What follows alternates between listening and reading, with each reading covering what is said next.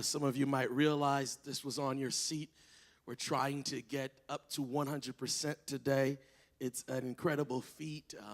If some of you might notice, I have the same blue shirt on I had last Saturday because our team isn't winning.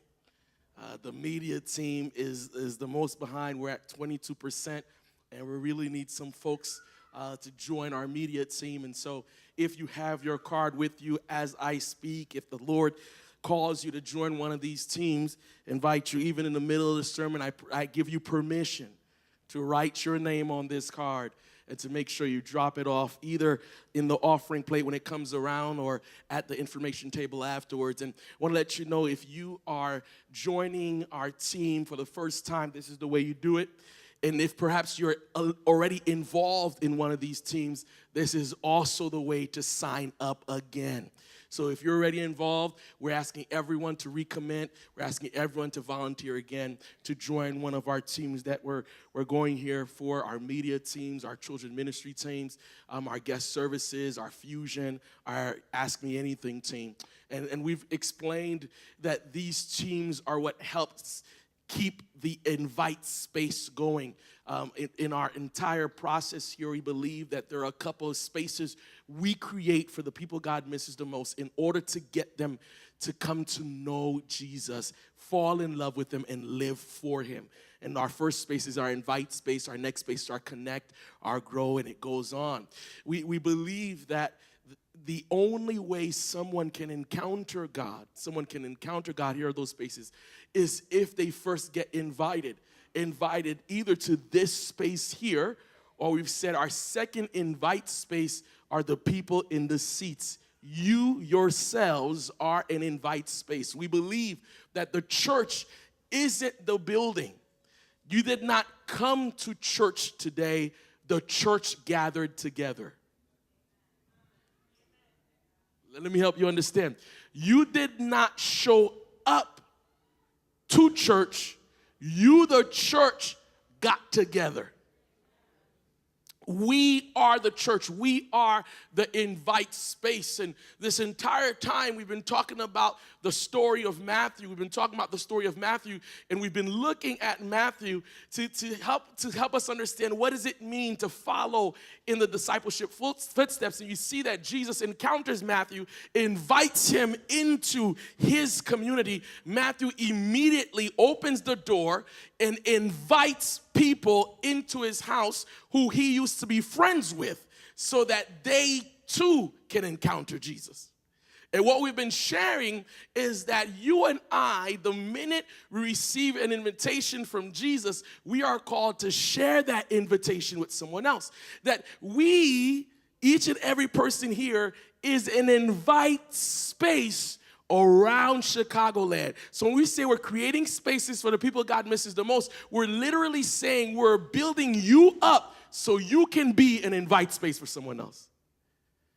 So that means perhaps you're not filling out one of these cards. Perhaps you're not involved in one of these teams. But perhaps at your job, at your school, people know you as a place they can come encounter God. You are being an invite space. You are fulfilling our mission in creating spaces for the people God misses the most. But here's the thing about creating spaces for the people God misses the most. There's a very specific target group.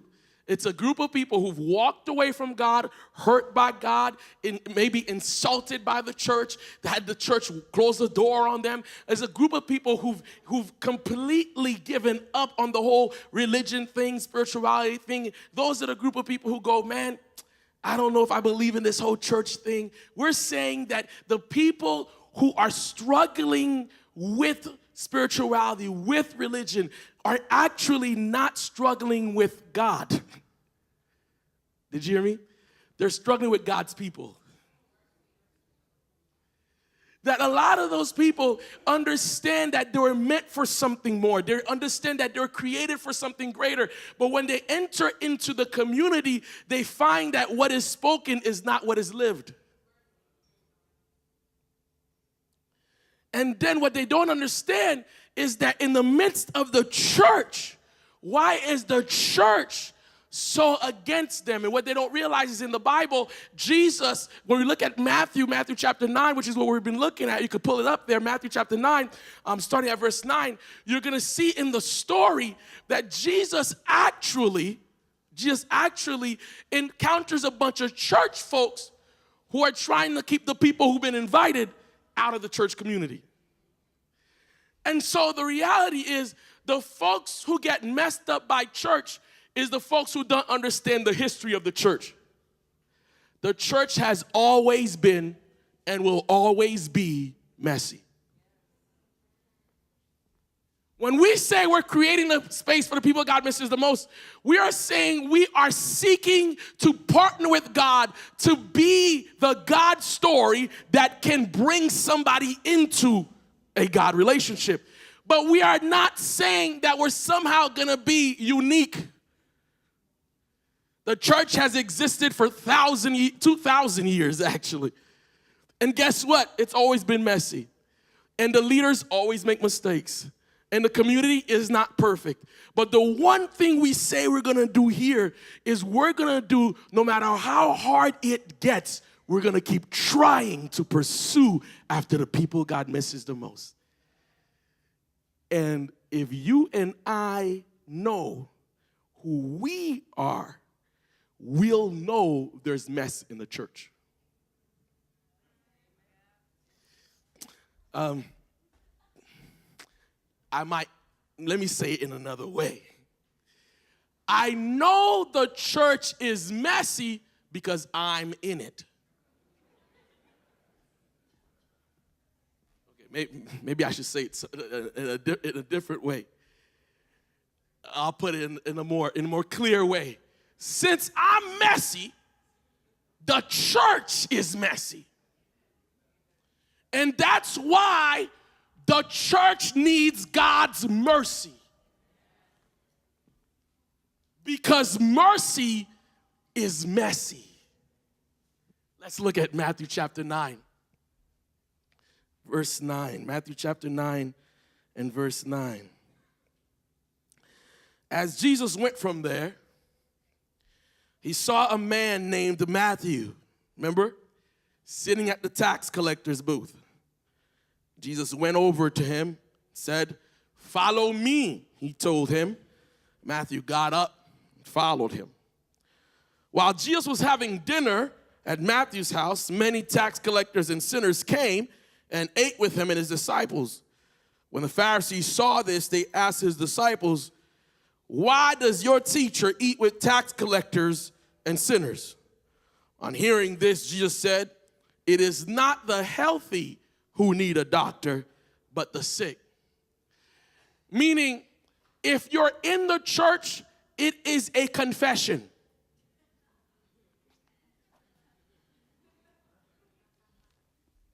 Hello? The minute I walk into a Christian community, I am confessing something. I am insufficient, inadequate, unable, cannot, incapable. The minute I confess to be a part of the Christian community, I am declaring that I need Jesus.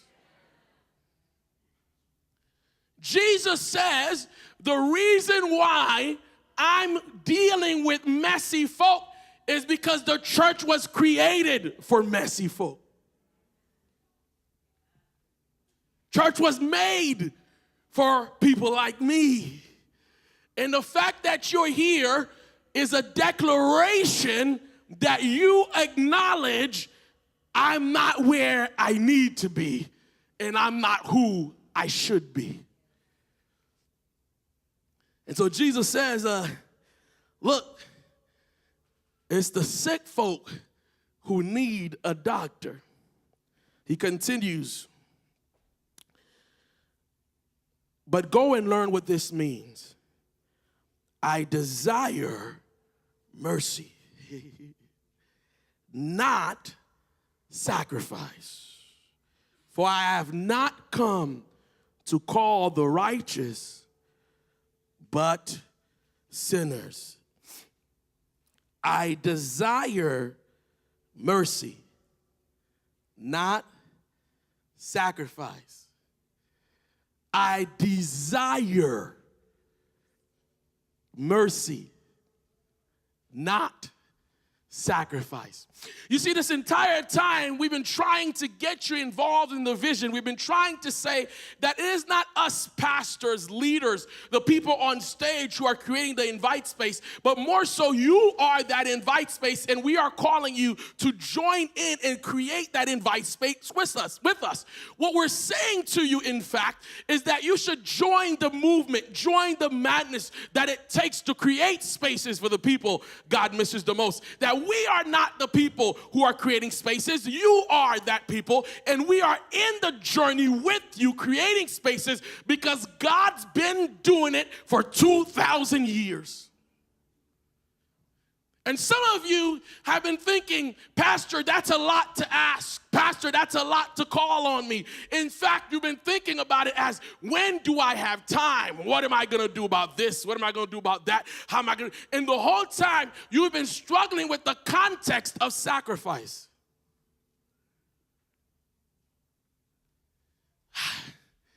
It's almost like you feel a little guilty. Well, you know, the pastor's asking, I've got to think about how I can do this. And the thing about sacrifice says that sacrifice is, I don't want to give up something that belongs to me. Sacrifice your time, sacrifice your money, sacrifice your relationships, your community, your social network. Sacrifice means I'm giving up something I want for the sake of someone else. And it's not that it's not good. Sacrifice at times is necessary. But the problem is most of us think about our relationship with God as a whole sacrifice. In fact, there are churches that talk about it. You got to sacrifice it for Jesus. But Jesus opened his mouth, his big mouth, and said, I actually desire mercy. Meaning, the entire sacrifice you're doing is not something that I'm looking for. What I want is mercy, not sacrifice. Sacrifice says I give up in order to give to. Mercy is something that I receive in order to share. And what we've been asking you to do is be mercy sharers, not sacrificers. We've been asking you to give of mercy because you've received mercy. And because mercy has been given to you, messy folk like you and I, we are called to now share mercy with others. Matthew was a tax collector sitting at his tax collector's booth, living his own life. No one cared about him. In fact, anyone ever talked to him was about money and negotiations and how much money we can give. And Jesus saw beyond his front, because people put up walls because that's the only way they stay safe. And Matthew had his tax collector wall while hurting. Jesus penetrated it and says, I know you are more than this. Follow me. And Matthew said, if mercy can be given to me, I must share mercy. The thing about sacrifice says it's mine. When we talk about the giving of your money, the giving of your time, you think your tithe and your offering, man, why am I sacrificing for the sake of someone else? That's why we get mad. You know, I love it when I hear people, the church is always after your money. Church is always after, look at that pastor. He got them new pants on. Those are new pants. Church always after your money. That's why I don't go to church, because it's all about money. And this is why, poor Pastor Jose, I refuse to ask you about money because I don't even think of your money. And so it's hard for me to ask you, hey, man, you should be faithful in your tithes and offerings because I don't want you to think I'm about money. Meanwhile, I'm robbing you by not asking you for it because I'm not letting you know that by giving back to God what belonged to him, you are opening your hand for it to be replenished. But because I don't want to look like the person that's asking you for money, even though it doesn't matter how much tithe you give, it doesn't increase my pocket not 1 cent. I'm robbing you of it. Because in your mind, you're sacrificing your money, not realizing that it was God's to begin with. You see, here's the thing.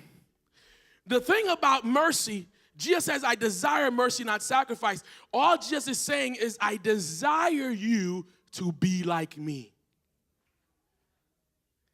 That's the whole point of discipleship.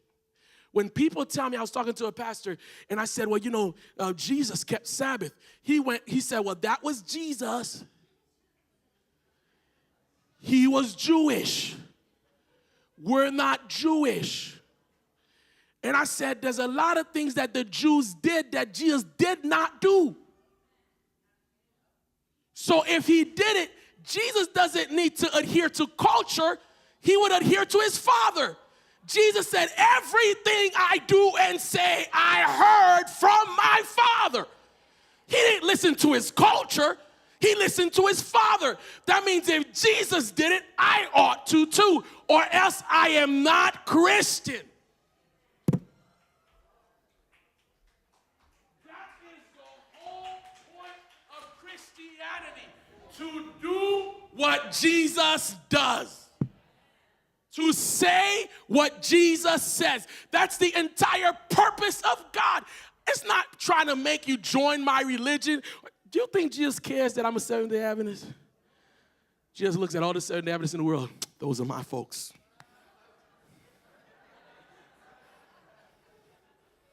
That's my people right there. On Saturday, he looks at all the Sabbath keepers. He goes, y'all my folks. Sunday, he shuts down his window. Because that ain't my day. No, Jesus is concerned about folks following him because he set us up as an example for others. Sabbath is not a key about what day I worship. I worship God every day. Sabbath is a key about who I listen to. When you've got to go to other people to say why you do something, and you're not asked, listen. I love when folks try to argue with stuff about Sabbath and all the other stuff. It don't matter. Because they're still focusing on sacrificing, giving up something, right? But Jesus is about being like him, and he's a merciful God. And so you think Sabbath is about a day when Jesus is about, look, I do something, you do it. Monkey see, monkey do. Monkey see, monkey do. I'm going to change it up.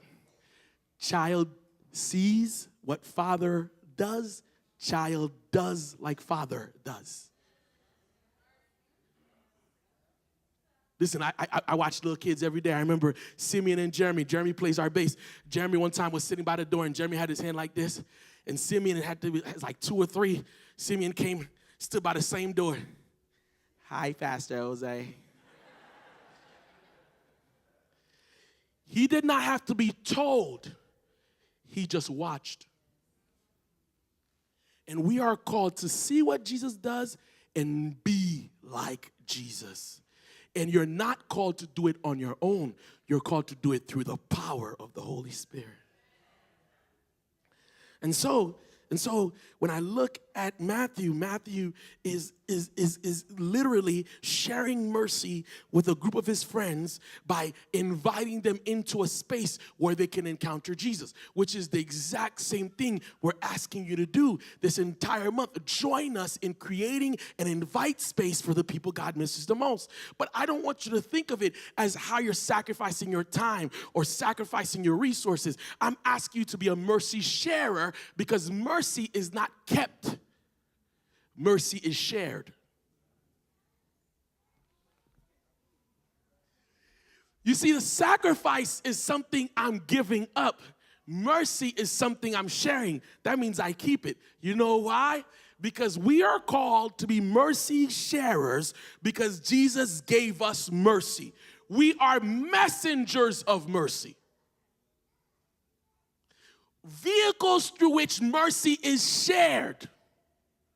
We are the objects of mercy, and we are the distributors of mercy.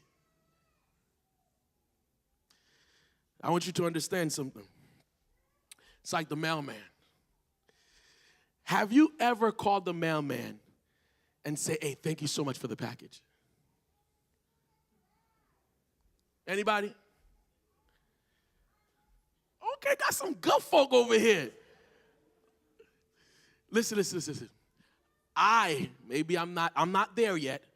I don't even have my mailman's number to call him up to say thank you for the package.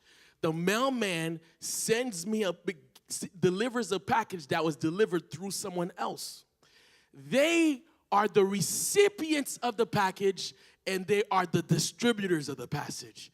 In this whole mercy thing, you are the mailman. God gives it to you so you can give it to someone else. And in the same way that mailman goes back to the post office and gets a whole nother set of packages, you are called to get a whole nother set of mercy. Because Jesus said, my mercies are new every morning. Every morning he gives mercy. Now, that was Matthew. I want you to understand, remember the disciples were there asking God, they were being asked, why are your disciples eating with tax collectors and sinners? And I can't imagine what some of them were listening to and trying to come up with their mind. Why is Jesus doing this? You see, it's easy when you're in to forget that you were messy too. When you're in the in crowd, you forgot where you came from. Jesus had to step in quickly and answer the question for them. But later on, I want to bring you to a story where Peter is on his way heading to church. Acts chapter 3. Peter's heading out, and it says in Acts chapter 3, verse 1, one day, Peter and John were going up to the temple at the time of prayer at 3 p.m. Now, a man who was lame from birth was being carried to the temple gate called Beautiful, where he was put every day to beg from those going into the temple courts. When he saw Peter and John about to enter, he asked them for what? Money. He asked them for money. Peter looked straight at him, as did John. Then Peter said, look at us. Now, I wonder if Peter said, look at us, as like, hey, look at what we're wearing. Do we look like we got money? Like, I don't know what that look at us looked like, but it could have been Peter's like, hey, bro, look at us. But either way, he wanted to get his attention, and he said, look at us. And it could have been that Peter said, look at us, because the man was so used to begging for money that it was his routine, and he didn't even realize who he was asking from. It could have been that there's things in our lives, habits in our lives, and situations that we do robotically. We don't even realize we're doing it anymore because we're so used to doing it. He was laid there every day. That was his routine. Anybody coming, he would just ask for. Now, I want you to understand something. He is at the gate to the temple. The man was begging next to the place God gives. He was outside of the temple. And many people would walk past him to go to God and ignore the person that needed God the most. He was put there. That's the crazy thing. He didn't show up there. People had enough energy to get him to the church, but not in the church. Every single day he was placed there to beg and to ask and to get and to receive. But it was never enough to change his situation. It was only enough to get him through the day. And right there and then, Peter and John looks at him and says, look at us. And he looks at him, and the man gave them his attention, expecting. You see, the problem is when we're used to doing stuff out of routine, we stop expecting. When you come to church just because you got to come to church, you stop expecting anything to happen different from what happened last week. When you pray and you're just praying just to get the prayer out, when you read your Bible just to get the reading through, when you're serving just to get the serving done, whatever you're doing out of routine, you're not intentional about it, therefore you don't expect anything out of it. And most of us don't get from God because we don't expect from God. But when Peter said, "Look at me," he gave him his attention, and he now said, "I'm expecting something out of it. I'm expecting something out of it." And perhaps he stopped expecting because all the church folks who used to go by him ignored him anyway. So he was just saying, "Hey, can I get some money?" as his job. And who knows, what if he wasn't even asking for money for himself? What if the money went to the people who placed him there? And he was just being used. And so he's out there just saying, "Okay, I've got to be here. This is the way I eat. This is the way I sleep. This is where if I don't do this, they're not going to give me anything. So here, can I get something?" And all of a sudden, Peter and John says, "Hey, can I get your attention?" And he goes, "Maybe there's something." And notice he asked them for money, but the narrator says he expected something from them, not specifically money. Now, Peter and John, look at him. I love Peter's answer. Then Peter said in verse 6, "Silver or gold I do not have."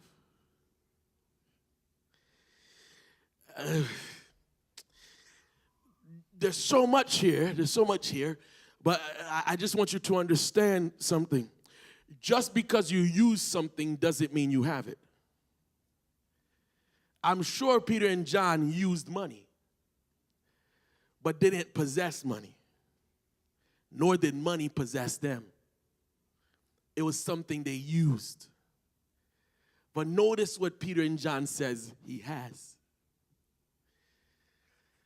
"Silver or gold I do not have, but what I do have, I give you. In the name of Jesus Christ of Nazareth, walk."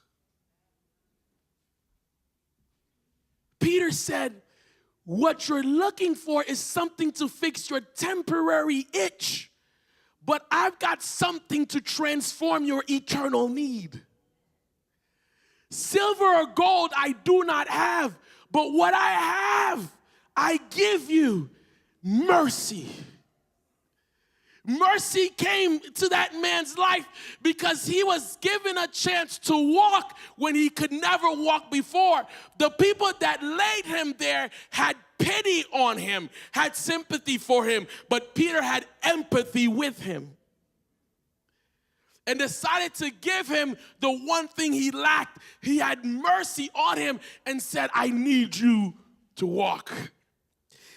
Notice, Peter doesn't even just give him the command, because so many of us church folks, we're willing to give somebody a command, but not willing to help them with it.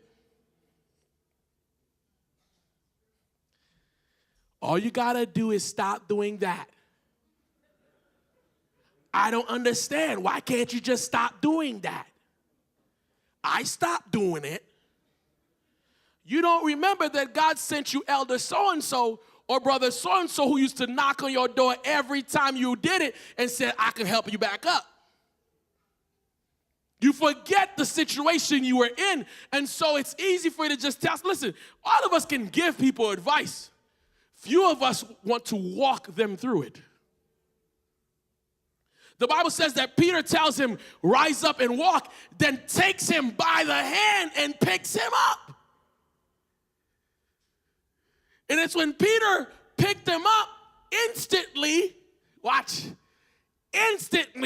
when Peter picked him up, instantly the man's feet and ankles became strong. Mercy is not just telling, mercy is showing. Mercy, Jesus says, is you coming into the situation with the person and walking them through it. It's easy for us to give the advice. It's harder for us to follow through. And Peter starts getting him up. It says his feet and his ankles become strong. And all of a sudden, what the man did not know how to do, he started doing. Verse 8 says, he jumped to his feet and began to walk. Because all of us need a sign that shows it could work. You didn't catch it. You see, most of us, we hear that it can work. We hear that God can transform. We hear that Jesus can make a difference. But when someone else comes alongside of us and says, here, I'm going to help you through this, we see a change in us. And all of a sudden, we start going, I can do this. I can, oh man, I can do this. I can walk. But before, all you're saying to me is something that is unknown to me. And so the Bible says he starts, watch. He jumped to his feet and began to walk. Then he went with them into the temple court.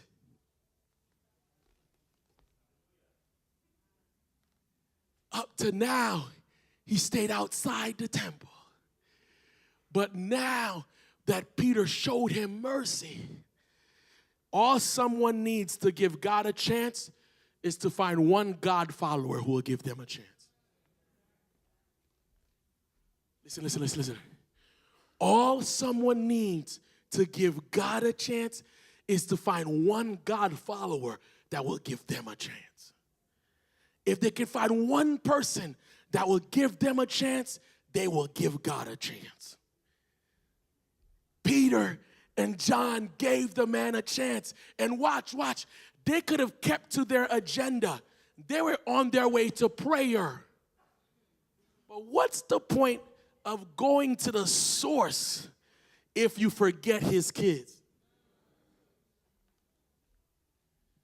You want from God, but you hate his kids. That don't make no sense. And what do you think it means for you to love on God but hate on his children? And so Peter and John understood that that was a divine encounter, that although they were going to prayer, they needed to do this. And sometimes our plans are so rigid, we miss on what God is doing. Peter and John walking into the temple. Now watch this. The man was walking and jumping and praising God. When all the people saw him walking and praising God, they recognized him as the same man who used to sit begging at the temple gate called Beautiful. And they were filled with wonder and amazement at what had happened. While the man held on to Peter and John, all the people were astonished and came running to them in the place called Solomon's Colonnade. When the church brings mercy to the streets become the church that the church runs to. Peter and John encountered one man, shared mercy, gave him what Jesus had given to Peter. Peter recognized that Jesus had given him mercy because he betrayed the Messiah 3 times, and yet God was still using him. Therefore, he had mercy on someone else. He transformed the life of one person, and all of a sudden, the folks inside the church ran outside because they recognized that church had moved. Hello. They were inside the temple singing and praising, hallelujah. And then they heard somebody really praising. Outside. Look, folks, look. Y'all gonna hate me after this one. Y'all.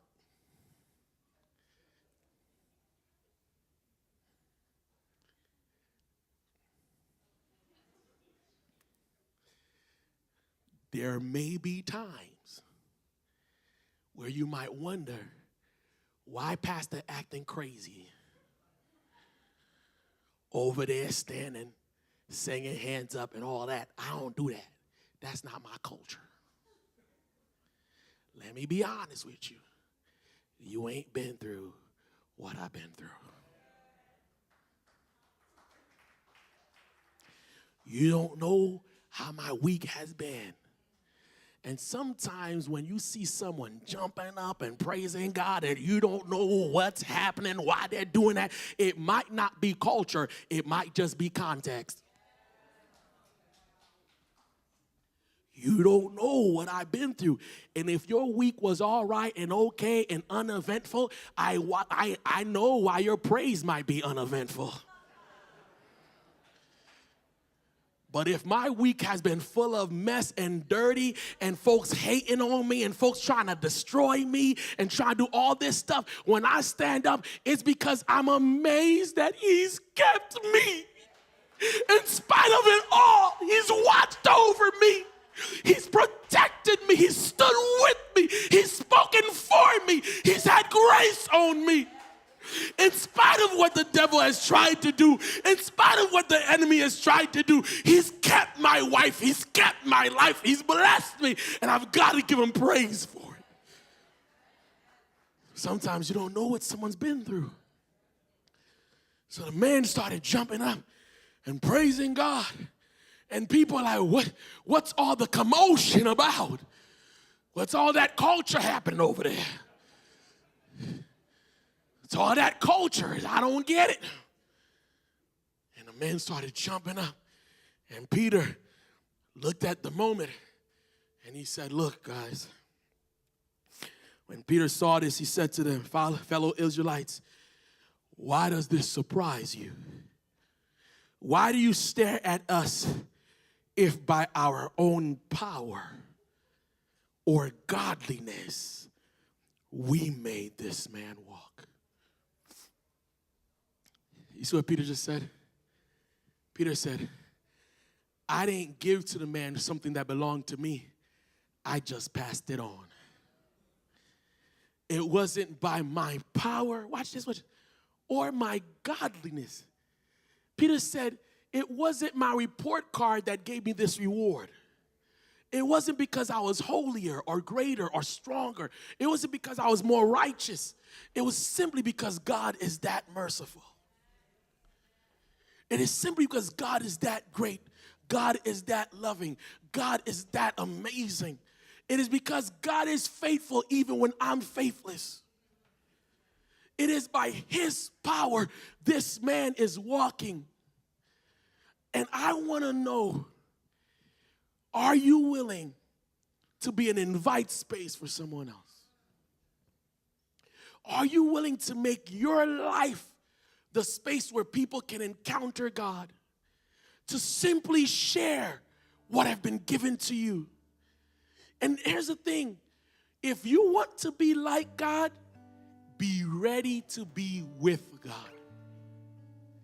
You can't do God things for God without God.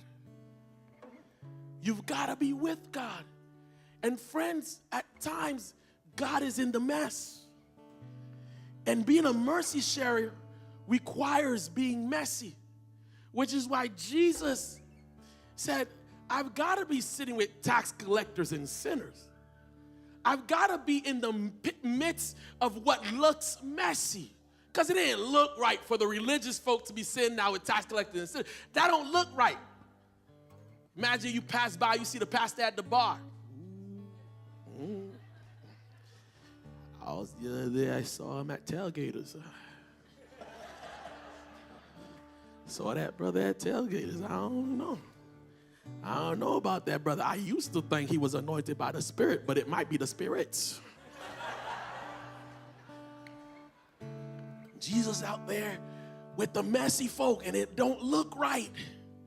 But then Jesus says, if I don't come to them, who will? And it's not the healthy who needs me. It's the sick. And so we're asking you, if God has called you to be a part of creating the invite space so that others might come to know him, join us. And perhaps this is not your calling. Throughout the year, we're going to be inviting you to be a part of several different things that are happening. But maybe if you can commit to this one thing, from this day on, I will be an invite space for the people God misses the most. I will be the place where they can lean on and I can help them